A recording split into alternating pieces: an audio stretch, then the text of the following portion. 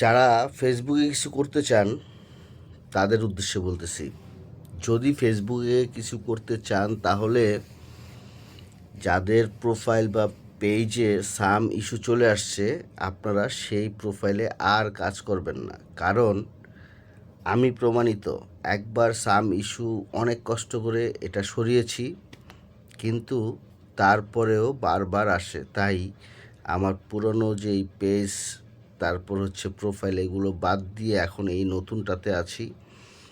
সবাই সাম ইস্যু আসলে আর কাজ করবে না। আবার বলতেছি, যদি সাম ইস্যু আসে ওটাতে আর কাজ করে লাভ নেই, ওটা বারবার আসবে। আপনি যখন রিচ ডাউন হবে ওই সাম ইস্যু আসবে। তারপর আবার যখন আপনি যে কোনো কারণে দেখা গেছে আপনার একটু ছোটোখাটো ভুল ত্রুটি হচ্ছে, তখনই দেখবেন সাম ইস্যু চলে আসছে। তাই ওই পেজে বা ওই